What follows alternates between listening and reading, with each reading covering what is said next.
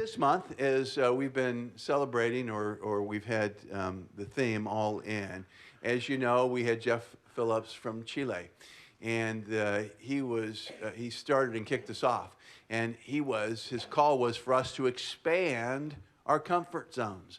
Not just get outside of your comfort zone, but to expand your comfort zone. And that's been just sticking with me. And yesterday, just being out in public, talking to people about the Lord who have questions and even objections, was for me expanding my comfort zone. And I was so glad I had the opportunity to do that.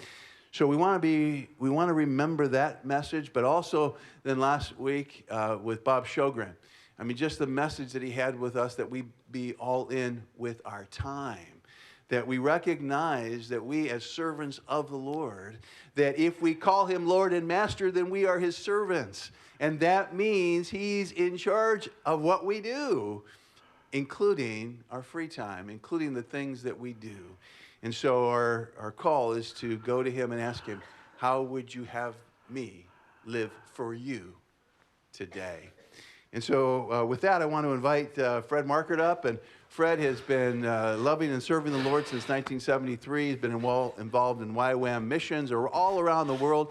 And he's been at this church. He's come several times over the years. It's been about 10 years. 10 years, But wow. It's so great to have him back. And you will be blessed. We're also having tonight another service with Fred. So once you hear today, remember, there's another opportunity today to come together and to listen to Fred. Bless you, Fred. Great, thanks, Okay. Pastor Hector. Yeah. Good morning. How are all of you today? Are you happy people? You have to be happy people. Grumpy people don't change the world. Need to be happy if we're going to change the world. It's awesome to be here again. I just love this church. There's a bunch of old friends here. When I say old, I mean old. I'm 10 or 12 years older, less hair, more belly than when I was here last. But I just love being here. You guys have been a faithful church. And I just love being in part of this part of California. When I think of the Silicon Valley, I always think of you guys. And it's just a joy to be with you. I have an office in Colorado Springs and one in Birmingham, Alabama, which is where I'm spending a lot of my time. There's a big difference. Like, I've just been enjoying the differences in the different parts of the country. In Colorado, I grew a goatee since I was with you last. And someone in Colorado hadn't seen me for a few years, was just very blunt, just looked at me. In Colorado, they're very direct. You know, they go, wow, that really fixes your face. I'm like, oh, thanks. My self-esteem just shot up. But in Birmingham, in the deep South, it's totally different. They're just sweet and they're indirect. They never say anything directly. First time I was in the supermarket. It's called Publix. I said, do you have to have a card? Like, do you save if I have a shopping card? She said, oh. I said, I just moved here. She said, no, dearie, no, you don't need a card to shop here. She said, but let me tell you about something. She said, now you won't need to know this for at least another 15 years. But anyone over 60 gets a discount on Wednesdays. But of course, you won't need to know that for 15 years at least. So different parts of the country have different ways of living and worshiping and everything else. And it's just great to be here with you guys. We're going to talk about prayer. But first, I want to laugh, okay? I need to laugh. Laughter's good for the soul, okay? I collect signs. And there's a bunch of signs from around the world that I've collected. Supermarket signs, like this one. Boneless bananas. Okay. I've been doing bananas wrong all my life. I've been doing them wrong. I didn't know you're supposed to get the boneless ones, that they're better. Or this one, lemons, perfect for orange juice. Someone was very confused about their fruits there. Or this one, baby needs beers and wines. Baby needs beers and wines. That's how you keep baby happy, in case you're wondering. You have a little one causing problems, there's your answer, okay? open 9 days a week. Okay. The workers there are very tired, all I can say. Yeah. This one was actually from California. Okay. It was, so I don't know about your educational system here, but there are some people who fall through the cracks. One young worker was charged with making a sign for a special sale on cereal. And he started out to say cereal, he started out with S. And then he crossed that out. And then he wrote out cereal. In case your school was no better than his, this is really what we were going for there, okay? That's the way. Warning signs I've found in a lot of different places around the world, like this one. In Australia, in the subway, it says, touching wires causes instant death, and the skull and crossbones. Then it says, $200 fine. How do you collect? How do you collect the fine if someone touches the wire? Or this one in a Hindu country, where they believe in reincarnation. It was in a zoo, and the chain link fence around the tiger cage was all rusted out. And it says, only those who strongly believe in rebirth should risk going near. I really like that one.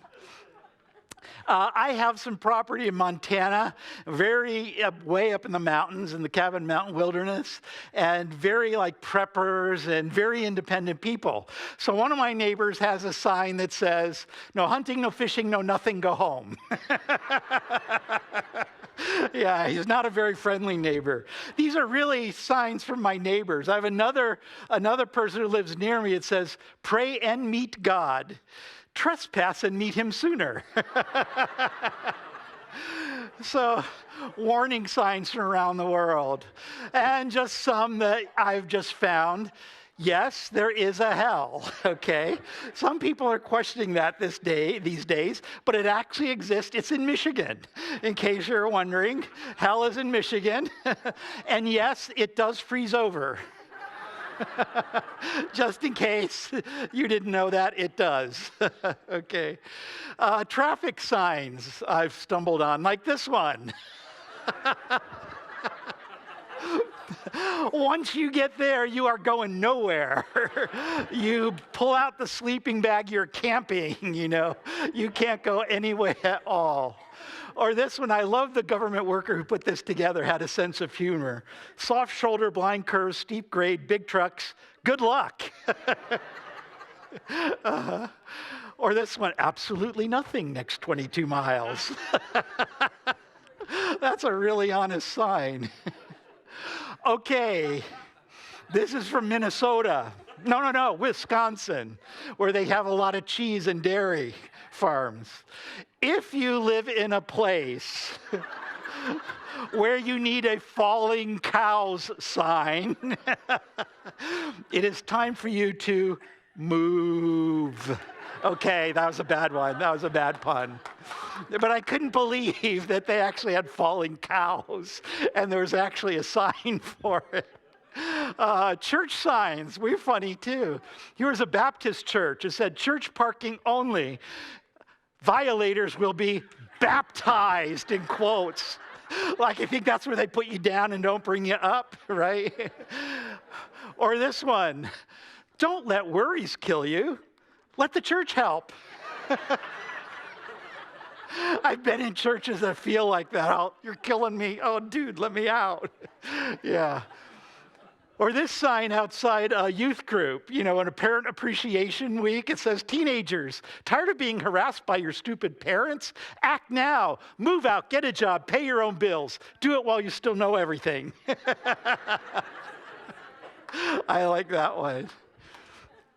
Now, when I travel to churches, the biggest complaint by far in almost every church is childcare workers, because parents hang out in the sanctuary talking after service instead of going in to collect their kids. And then they have to wait till all the parents come.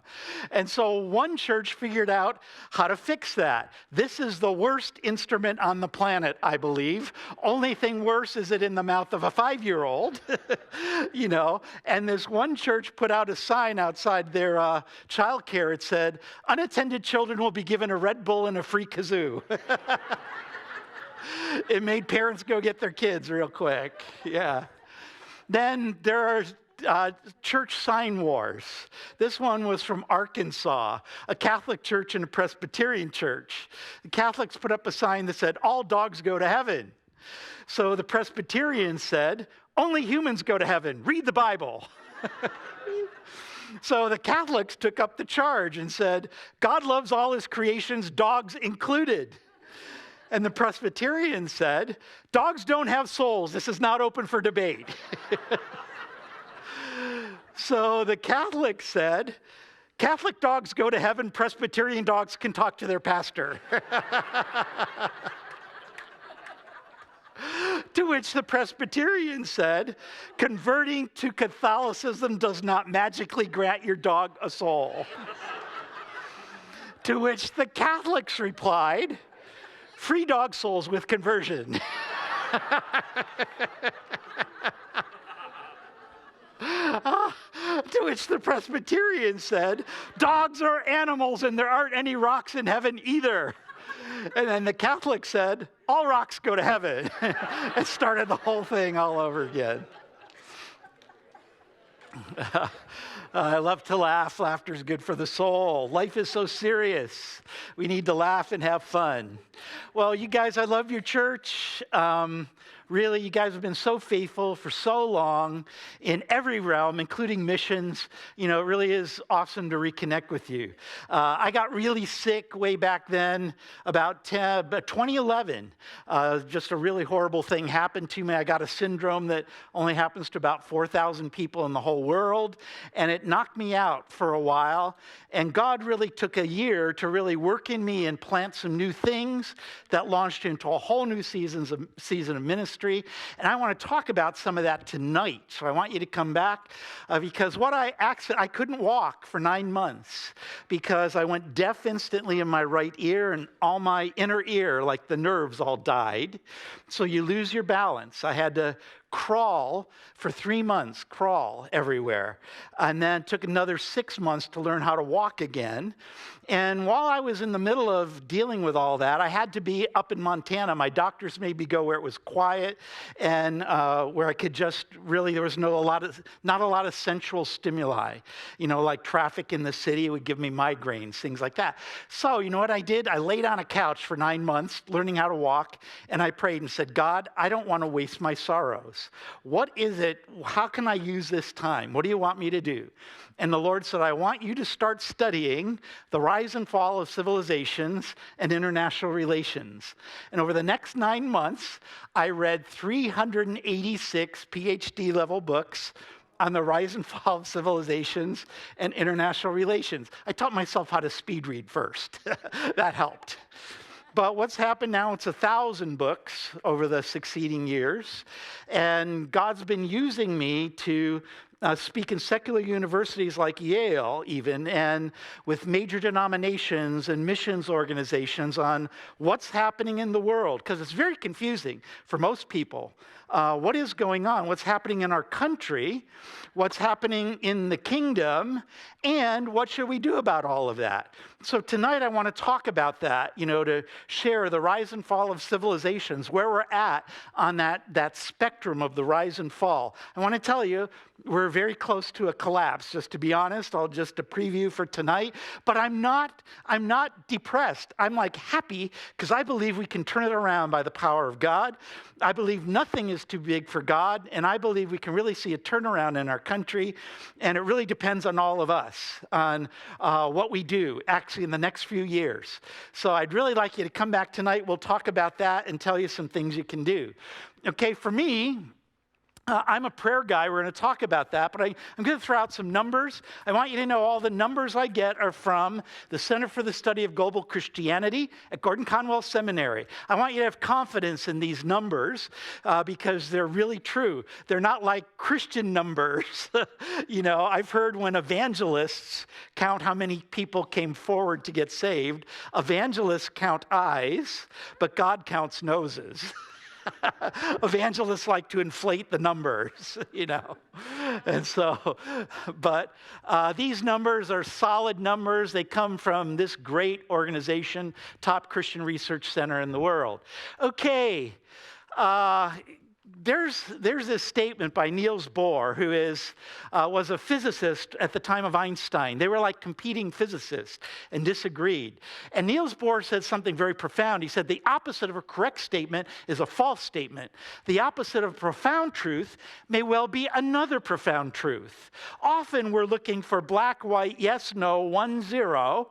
But actually, two truths that are very profound are true at the same time while seeming to be opposite. And we've got to develop the ability to understand that in a complex world, that sometimes happens. Like these two statements are true.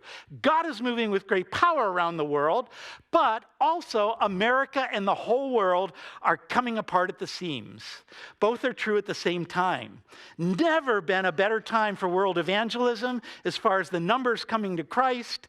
Never been a more critical time in our nation's history and in the history of the world. Literally, we are living in the most momentous times ever to be alive, okay? But I believe in Christus Victor, this Latin phrase throughout the church history, that Christ is the victor. He's victorious. We will win. The kingdom will win in the end. We cannot be defeated. Christ won it all on the cross. He will build his church. The gates of hell will not overcome it. No matter how bleak it gets in the world or in our country, I quote this scripture about 100 times a day to remind myself that Christ will win. We're on the winning side. Our life is a link in a chain of the victory of God throughout all of time. So I have great confidence that God's going to move and help us in the world at this critical time. And I know we're going to win because in Revelation 7:9, John looks into heaven. What does he see? A great multitude that no one could count from every tribe, every tongue, every nation, every people. Couldn't be there if they weren't saved, and they couldn't get saved unless someone shared the gospel. So we know that at the end of time, heaven will be populated by people from every tribe, tongue, nation, and people. And so we're going to win. So I just relax in that, in the victory of God. It's awesome. That's why Jesus said, go into all the nations, because his vision was Revelation 7:9. I want people in heaven that's going to be an awesome worship service, with people from every ethnic group, worshiping around the throne. He said, go into all the world, bring them in, let my house be full, right? And I want to tell you, the church is the only one who can change the world. We're the only ones who can accomplish God's vision for the world. We're the only ones who can change any city, any society. It is through the church, not through the government, not through the U.S. military, not through the United Nations. It is through the church that the wisdom of God should be made known to the rulers and authorities in heavenly realms. So all of you are the most important people in San Jose. The fate of San Jose and Campbell and this surrounding area relies on what you do or don't do. In fact, I'm going to be so bold as to say the state of this area is the direct result of the actions or inactions of the whole body of Christ in this area. Because the church is the only thing that can change the world. So if we act, we change it for the better. If we don't act, it just disintegrates. So we've got to be people who trust in God and take action. Now, for me, the most important part of being all in is the prayer part. I'm a prayer guy. I am not like an intercessor. There's people I know who are intercessors, right? Quotes, exclamation marks. They just live to pray. They just pray, pray, pray, pray, pray. I'm not one of those. I'm a pragmatist. I'm a type A personality. Get it done, do. And I had to learn that I need to slow down enough to pray, because prayer is what changes everything. Everything rests on prayer. Like it says in the book of James, the prayer of a righteous person is powerful and effective. I had to learn that. It wasn't natural for me. And even still, when I pray, sometimes I'm thinking of the meetings I need to have later in the day, or the errands I need to run, or just a million things. So I've had to learn how to discipline myself. Sometimes it's been easier, sometimes harder. But I think this is one of the hardest things for Christians to develop consistency in, is a relationship with God and a prayer life. But it is the thing that really is the most powerful and effective tool in our tool belt to change the world and win people to Christ. Now, I've shown you this slide before. I'm just going to remind you. In the 90s, we had what was called the 82,000 movement, you guys. Home church was right in the middle of all that. That's when I first started to get to know you guys, during the 82,000 years. During that time, every mission organization, every denomination, every ministry, churches all around the world said, let's work together for 10 years in unity, with the goal of getting the gospel to every person in the world, and a church for every unreached people group in the world by the year 2000.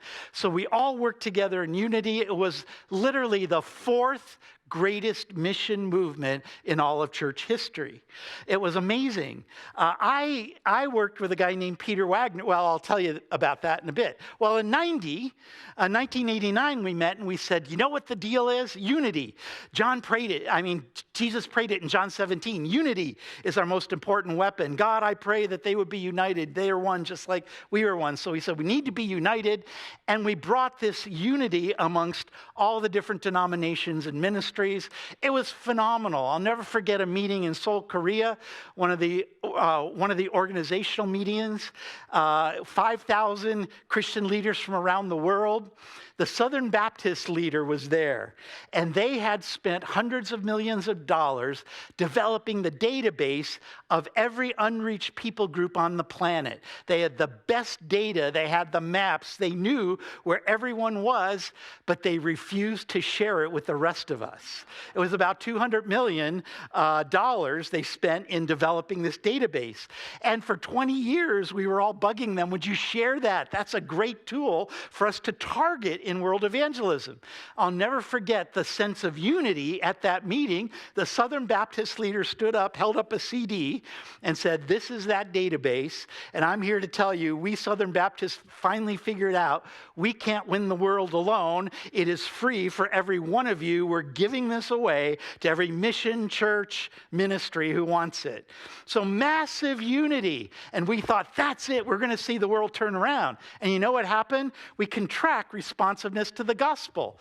For the next 2 years, based on unity and working together, we saw responsiveness to the gospel increase. We thought, wow, we've got it. We're on the right track. We just need to keep doing this, working together in unity, and we're going to see the world come to Jesus. But then in 1992, we had a shock because responsiveness went down. And we said, what's wrong, God? We started to ask God, what's wrong, God? We're doing the unity thing, John 17. Why did responsiveness go down? And so a dear friend of mine, Peter Wagner, who's now with Jesus, he was professor of church growth at Fuller Seminary down in Pasadena here. He and myself and some others got together, said, you know what? We really need to pray. We haven't been doing enough prayer. We've been doing the unity bit, but we haven't been really rallying prayer. And we need to rally prayer. So we started a thing we call, in 1993, called Praying Through the Window. That's the 1040 window, the area of the world where all the unreached were. And our goal was to get 1 million people praying 5 minutes a day for the unreached. So we put together prayer resources. We started writing books, and we started this Praying Through the Window movement. We started taking prayer journeys where we took Christians from churches just like yours, just out to the unreached people groups, just to pray. Just to walk around, confront the enemy in the high places, pray for the move of God, and started sending prayer journeys around the world.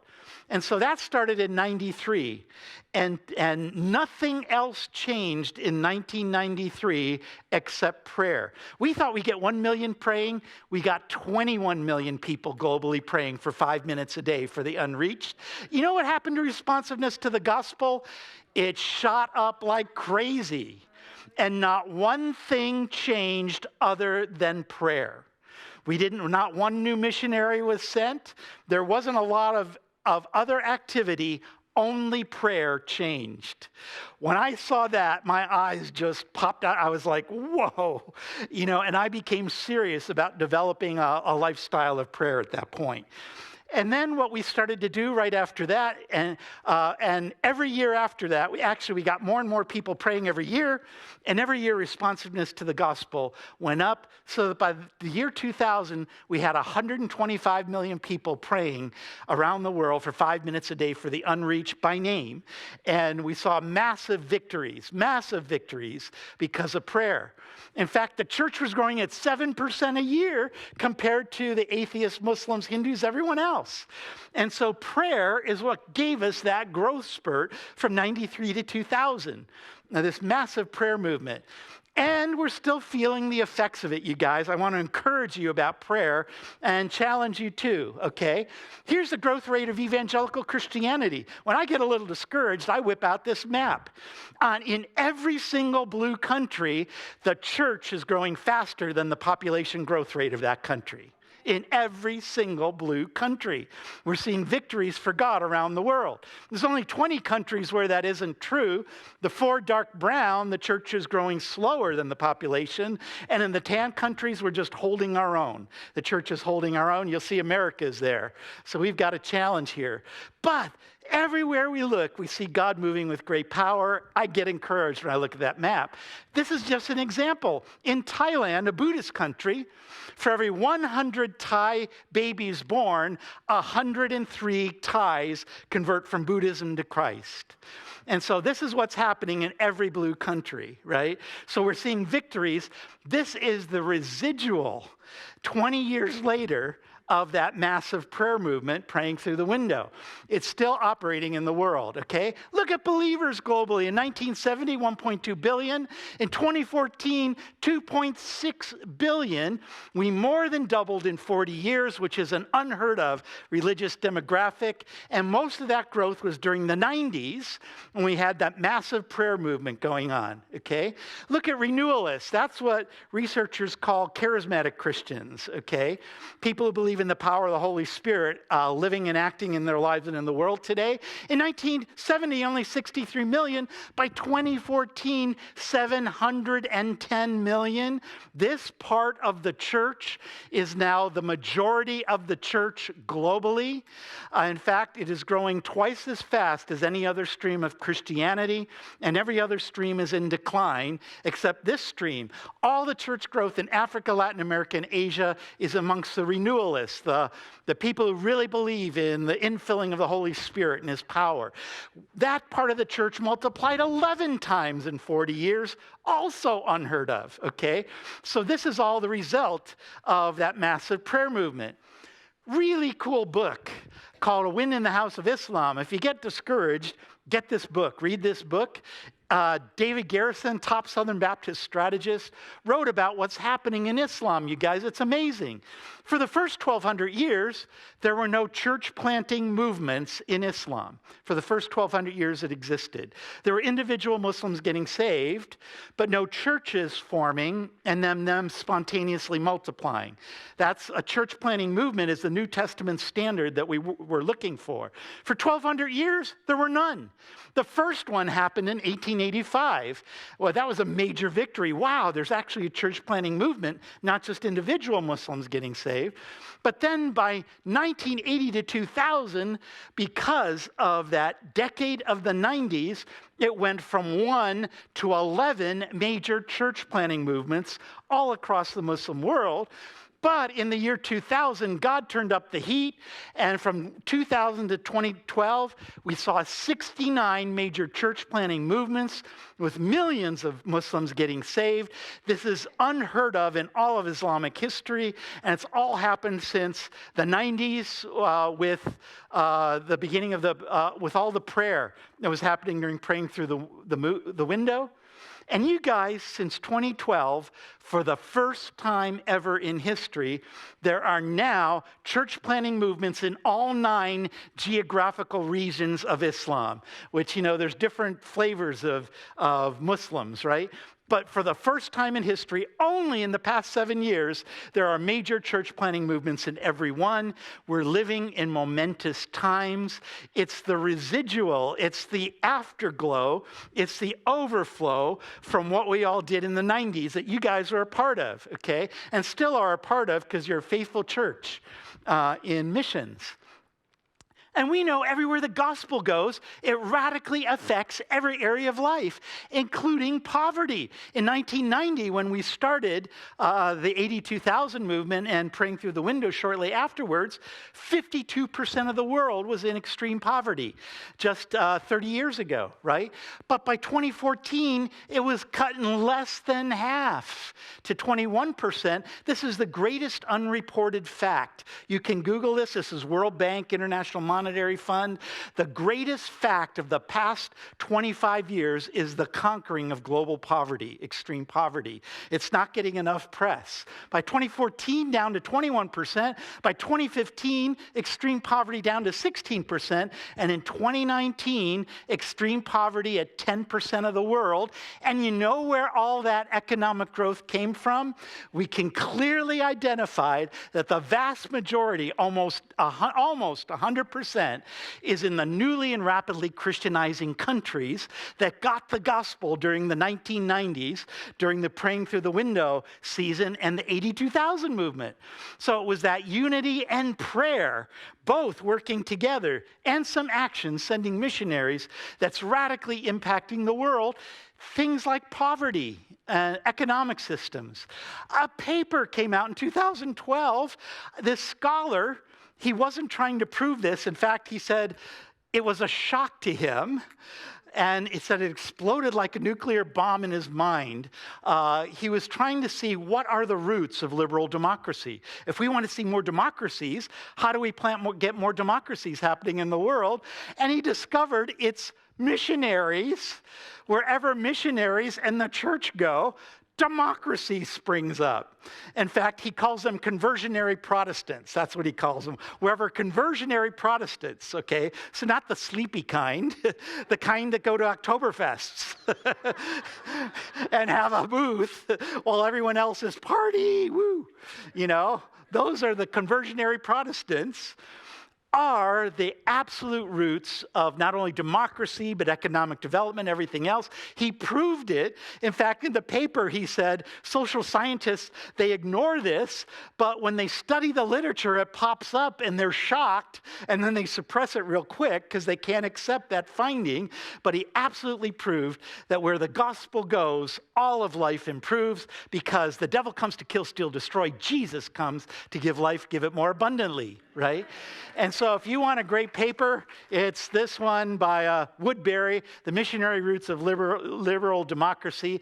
And scholars have not been able to debunk it. They've been trying to debunk it because they don't like Christians, and they haven't been able to. The numbers, the stats, the history is so well done. And he wasn't planning to prove that, It was a shock to him. Now, here's something that's happening. Pew Research just released this 3 days ago. We're seeing a decline in Christianity. So the whole world, we're seeing a massive growth. In America, this is what's happening. The decline of Christianity continues at a rapid pace. In fact, in the U.S., a smaller share of adults identify as Christians, while religious nuns, they are nothing. Agnostic, atheist, or they're just religious but not Christian, or whatever they want to call it, right? Okay? really, we've seen a steep decline in the past 10 years. They've studied the past 10 years. Christians, we've gone from 78% down to 65% of the population. Greatest loss in 10 years ever in our nation's history. So the whole world exploding with the gospel, right here it's not. That's why we can forget. We sometimes don't realize what's happening in the rest of the world because we see our own country, right? But we've had a 13% loss, unheard of loss for the kingdom. And we've gone from 16% to 26% atheist, agnostic, non-religious, right? There. So that's the biggest increase we've ever seen. So if we only look at our country, we can get a little depressed. But I want to tell you, atheism is not growing in the whole world. In fact, the trend is just the opposite because of the growth of the church. Oh, I like this quote. Nietzsche, 100 years ago, said, God is dead, okay? But God says now, Nietzsche is dead. God had to say in the matter too, right? And atheism is in decline globally. 1991, when we started praying through the window, the 82,000 movement, 4.4% of the world atheist. By 2006, it was down to 2%. And because the decline globally in atheists is so steep, we can project that by 2025, 1.6% of the world will be atheist. So what's happening in the rest of the world is the growth of the church and the decline of non-believers. The exact opposite of what's happening here. And we'll talk about that tonight and what we need to do to reverse that, okay? And that's really important. In fact, you guys, the move of God is so strong that non-believers are having to write books. Here was the editor of the best news magazine, one of the best in the world. It's called The Economist. Comes out of London. He wrote a book called God is Back, how the global revival of faith is changing the world. He said, why as an economic reporter am I having to write this book? He said, because the idea that God is dead is stupid. It's the exact opposite. He said, in fact, God is back. God is on the scene. It's the revival of faith that's changing the world. Economically, the reduction in poverty, the growth of liberty and democracy. So even non-believers are writing about the move of God. I've been studying international relations, and they totally ignore religion for the most part, except about 5 years ago, they started to see, wow, this massive growth in Christianity, especially around the world, is changing global politics. So when they look forward, international relations experts look forward into the next 100 years, they have already declared that the 21st century should be called God's century because of the resurgence of faith around the world. And it's affecting global politics. If you get discouraged and want to read a really great book by someone on our side who's our best Christian historian, Rodney Stark at Baylor University, all of his books rock. The Victory of Reason, How the West Won, Cities of God, all of these are just historical documentation of how Christianity has changed the world. Okay, his latest one's called The Triumph of Faith, Why the World is More Religious Than Ever. Talking about all the victories. These are things that I'll encourage you if you get a little discouraged. Because I don't know if you guys know it, but you're kind of in the belly of the beast here in this part of America. I mean, that's what I call it. Silicon Valley, God bless them, love the tech, don't like the politics of the tech, and actually how that's damaging people too, and how it's being used as a weapon. But you're right in the heart of some of what I believe is a real stronghold in our country. So if you get discouraged, just read this book. It'll encourage you. Okay? So prayer that we did for 10 years in the 90s is what produced all that, and that we've been riding on for the past 20 years too, okay? So I've told you this story before. I want to update you. Some of you who've been around from when I was here earlier remember a country, Muslim country in Central Asia. Can't say the name. Tonight I'll talk about it. I'll say the name because there are massive, it won't be up on YouTube and everything, so I can talk about it. There are massive open doors I want to tell you about. But Formerly a communist country, Muslim country, original religion was fire worship. And so the very first prayer journey, I'm the one who launched the prayer journeys in the Praying Through the Window movement, along with Peter Wagner. Peter, mostly stayed home and wrote books. I went to Tibet and the Muslim countries and did all the work out in the field. We were a great team. So this was the very first one that we used to be an example to launch the whole prayer journey movement where Christians just go and pray. We went to the main fire temple. We prayed, did spiritual warfare against the demonic influence of fire worship, the original demonic influence in this country. Islam was only an overlay.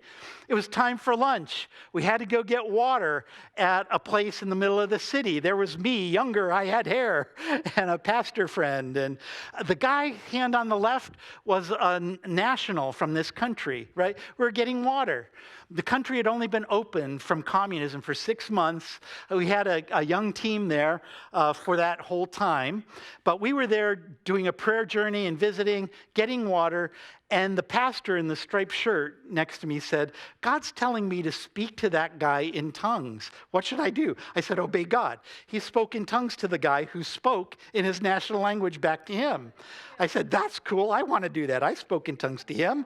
He spoke back. We talked 15 minutes. I took pictures of us talking back and forth. Right? Then he motioned, stay here. He ran home, got his 22-year-old son who could speak English, and his son said, my father said there's a big miracle at the water place. There are people who can speak our language fluently.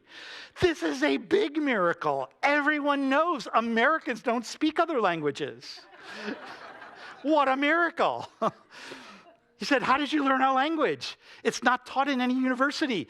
We haven't been open from communism only 6 months. You couldn't have learned it fluently. And I said, we had a very special teacher. He taught us your language. Okay, but God always has a reason for what he does. I said, what did we tell your dad? I put it on my notebook, took it out. You told your dad that you love us, you're here to serve us. We love them, we're here to serve them. Okay, what else? You're going to bring agricultural teams, and I was writing as fast as I can. You told my dad you're bringing agricultural teams. You told my dad you're bringing medical teams. You told my dad you're going to start a university. You told my dad you're going to have an office on the main street of town. Our entire strategy for taking this nation for Jesus came from speaking in tongues at a water place. They do not teach that, yes. You do not have to have a PhD after your name or go to Harvard to change nations. All you have to be able to do is hear God and obey. In fact, at Harvard, there is no course in how to speak in tongues at a water place and get strategy for nations. That course does not exist. You can only learn it in the Church of Jesus Christ. And these tools are meant by God for us to take the world. I'm here to tell you, 27 years later, every single one of those things is happening in that country. In fact, it's all underground because it's a Muslim country, but we are the largest ministry and underground mission in the country to this day, and it all came because of prayer. Prayer was the key on this prayer journey. We found an empty office. We claimed it. We were able to get it. And literally, the business that we run there, we have literally 3,000 Muslims a year that come for training. We share our faith. They get converted to Jesus, and we form churches. In fact, I've told you parts of this story. I told you this. We were able to start a second business doing the same thing in another part of the country. Just a few years later, same thing, filled with Muslims coming for training, getting saved, formed into underground churches. And now, you guys, let me just update you because this is the power of prayer. What I have done and others that I have rallied over the years, since the AD 2000 times, we've got literally probably thousands of people praying every single day for this country. And every single thing happening in this country is because of the thousands of people praying. Now we have a house like this. You know what it is? women in Muslim cultures are often abused. So we bring in abused wives who have to flee their husbands. We get them healed up, get them saved. They go back, win their husbands to the Lord, and then we put them in underground churches. We have a center for running discipleship training schools, which is a thing we do in YWAM. Here was our first one. Now we have a brand new building. We had this old building to start with, but we've had to get a whole nother building because so many people are coming for training, and we're running these programs even bigger and better and more often than we did even in the 90s because of the power of consistent daily prayer. Just 5 minutes, not a lot of time, 5 minutes focused on this, okay? Our first convert, I took this picture last year. He came to America and got his master's in public policy at University of Minnesota, is now back in country using what he learned to try to transform the government to make it easier to be a Christian in the country. This all came from speaking in tongues at a water place. It all came from a prayer journey, 5 minutes of prayer a day. Prayer, the effective prayer of a righteous man, really works. We've got teams like this who are evangelism teams into Iran, our dear sister from Iran. We're planting underground churches in Iran, which now has the fastest growing Protestant church in the world. Yeah, it's awesome. So there's now national converted Muslims who are evangelizing and planting churches in Iran. In fact, the couple on the right are some of our first converts in Iran who duplicated the same business. I can't tell you what it is. Duplicated the same thing in Iran, and we're seeing Iranians convert to Jesus. All of this because of prayer. And yet, we don't like to pray. And we don't find time for pray. And we don't discipline ourselves to pray. But prayer is what changes everything, right? In fact, in this country in 1992, when we went, only 8 believers, and they were all Russians who were living there. And guess what? Today, 300,000 because of the power of God in that country. And it's now 7th on the list of the top 10 fastest growing Protestant populations on the planet. All because of prayer. Prayer changes things. You want to change San Jose? You want to change our country? You can have booths all you want, and I'm good on you. I love it. What we learned in AD 2000, unity wasn't enough. Sending missionaries wasn't enough. We had to have all three: unity, prayer, and action. All three together is the secret sauce, the magic formula, so to speak, that moves the hand of God. And so I know Christians doing the things on either end, either lots of action or lots of unity and networking, and we're still not moving forward like we need to. It's because prayer is the missing element, okay? Consistent prayer was the key to all those victories. So I became a consistent prayer because it works, not because I'm an intercessor. Like, it drives me crazy, actually, when I'm praying. I can tend to think of everything I need to be doing, right? But I've learned over the years to be consistent, you know. Now, Jesus, the disciples, Jesus had a way to pray. I'm going to skip over this. I want to encourage you in your own daily prayer life. If you aren't consistent in your daily prayer, you're not going to be consistent in praying for the world or your city or our nation. So I want to help you guys with your daily prayer. Church I go to in Alabama, where our ministry is working now next to a big church there, second largest church in America, 18 years old, started with 7 people 18 years ago. And you know why it's the second largest church in America? Because the pastor is a man of prayer. He said, January is the beginning of the year. Every January, we're going to fast and pray as a church for 21 days. Our whole church fasts and prays 21 days every January to start the year. We gather at the church.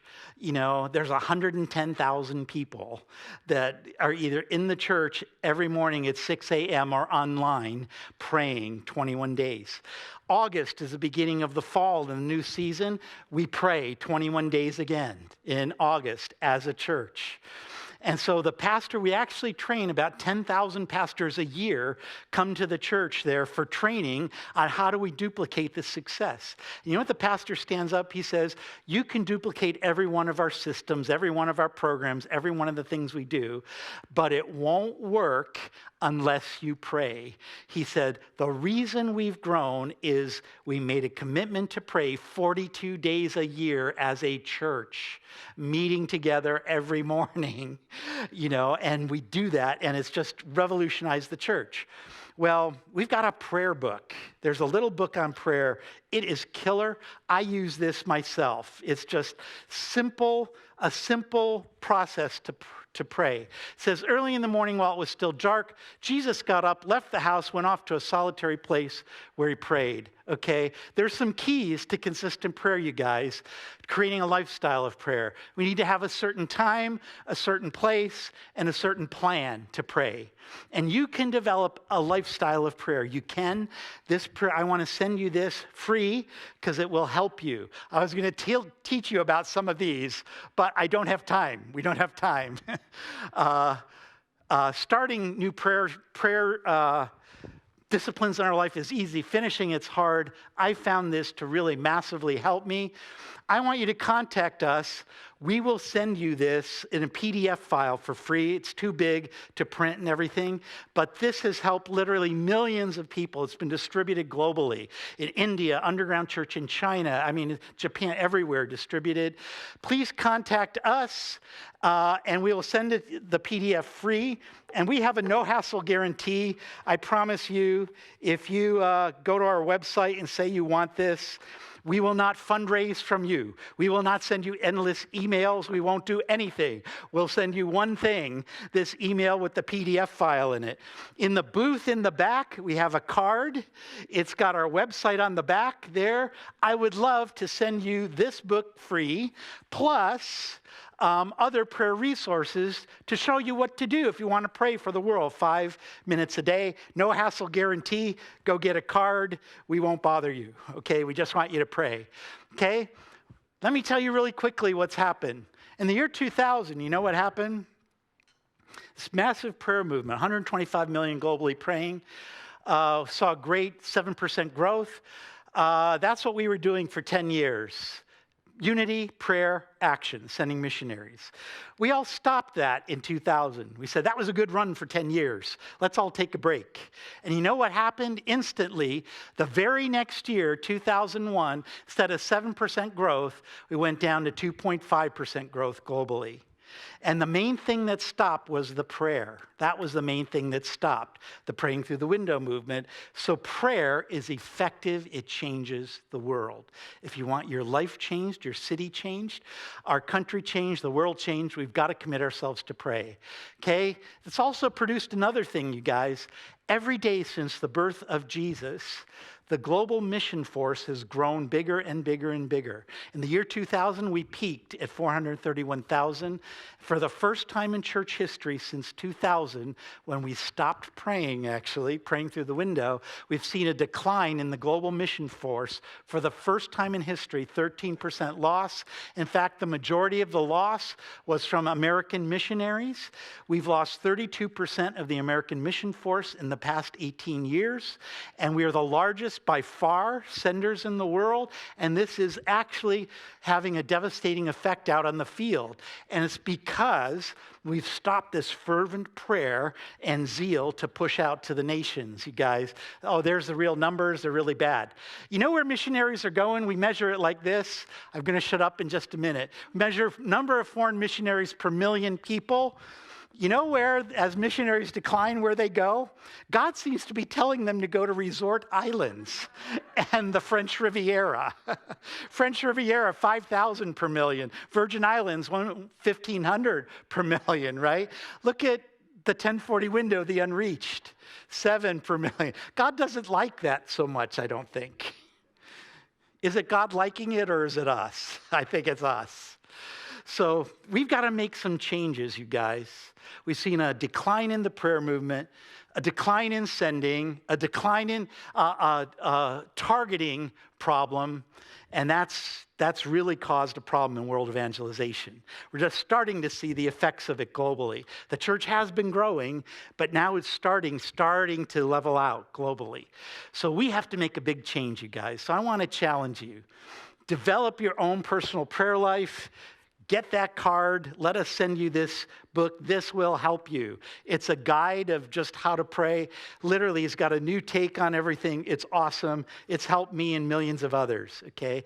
We've also got to send new missionaries. Not only long-terms, we need a whole bunch of short-termers, including prayer warriors, prayer journeys. We've stopped the prayer journey movement.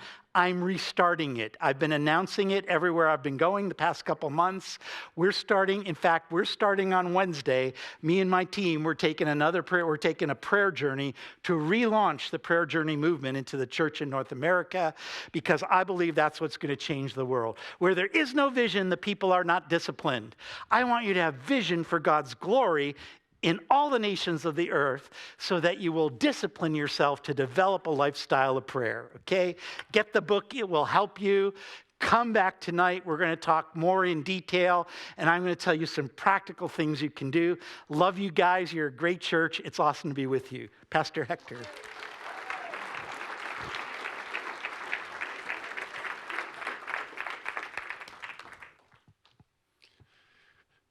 Wow. Wow.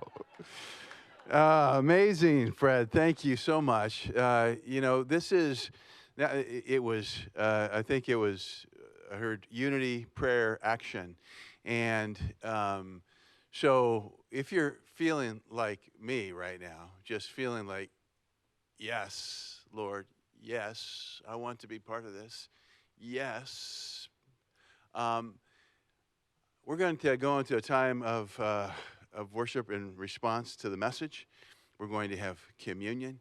And so, the way we do communion here is that after the first song, where we are really responding to the Lord, we're getting our hearts right. We're asking the Lord, search me now. What this word that we just received, this is not just for information, but for revelation, for transformation. So what is God saying to you? And ask him during this next song.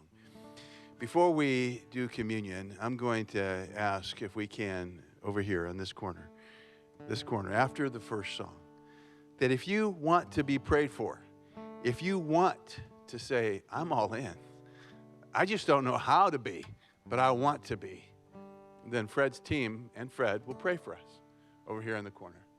And just come and kneel down or sit down or whatever you want to do. And then come and get communion. And then come and go back to your seat. And when you're ready to take the bread and the cup, you take it. Don't wait for the rest of us. You take it on your own. Go ahead and pray.